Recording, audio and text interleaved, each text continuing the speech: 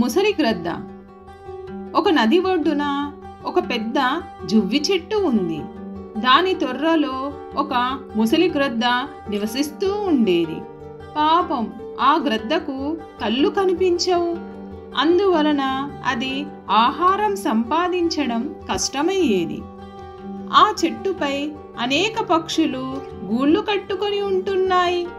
ఆ పక్షులు తాము తెచ్చిన ఆహారంలో కొంత భాగాన్ని గ్రద్దకు పెడుతుండేవి. ఆ ఆహారంతో గ్రద్ద జీవిస్తూ ఉండేది. ఒకరోజు పిల్లి చెట్టుపై ఉన్న పక్షి పిల్లలను తినాలని చెట్టు వద్దకు నిశ్శబ్దంగా చేరింది. దానిని చూసిన పక్షి పిల్లలు భయంతో అరిచాయి. వాటి అరుపులు విని గ్రద్ద ఎవరో వచ్చారని గ్రహించింది. ఎవరక్కడా అని గట్టిగా అరిచింది. గద్దను చూసి పిల్లి భయపడింది. దానిని తప్పించుకునే అవకాశం లేదు. అందువల్ల అది వినయంగా గద్దతో, అయ్యా, నేను ఒక పిల్లిని, మీ దర్శనం కొరకు వచ్చాను అన్నది. గ్రద్ద కోపంగా, ఓ మార్జాలమా, వెంటనే ఈ చెట్టు నుండి వెళ్ళిపో, లేదంటే చచ్చిపోతావు అన్నది. పిల్లి గద్దతో, అయ్యా, మీరు పెద్దలు, మీరు గొప్ప ధర్మాత్ములని తెలిసి వచ్చాను.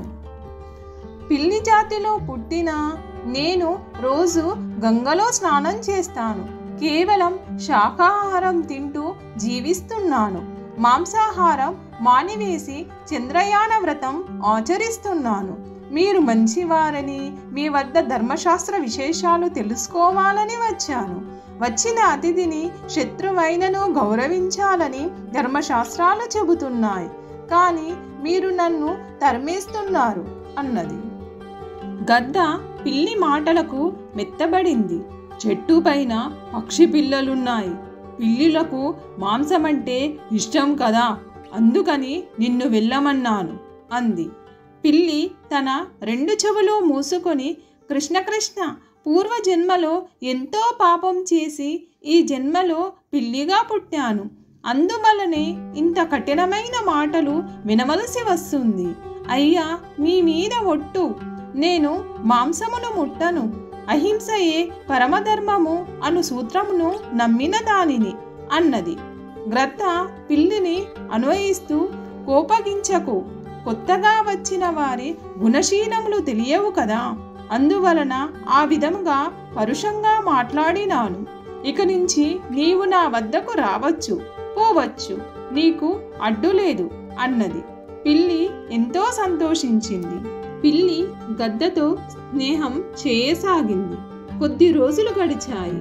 పిల్లిని గ్రద్ద పూర్తిగా నమ్మింది. గద్దతో పాటు తొర్రలో ఉండసాగింది. అర్ధరాత్రి సమయంలో చప్పుడు చేయకుండా చెట్టెక్కి పక్షి పిల్లల గొంతును కొరికి వాటిని చంపేది. పక్షిని తొర్రలోకి తెచ్చుకొని దానిని తిన్నది. ఈ విధంగా కొద్ది రోజులు జరిగాయి. పక్షులు తమ పిల్లలు కనిపించక తల్లడిల్లాయి. వాటి కోసం వెతకసాగాయి. ఆ సంగతి తెలిసి పిల్లి పారిపోయింది. పక్షులు తమ పిల్లల కోసం వెతుకుతూ తొర్ర వద్దకు వచ్చాయి. తొర్రలో పక్షుల ఎముకలను చూసి గద్దయే తమ పిల్లలను చంపి తింటుందని అనుకున్నాయి.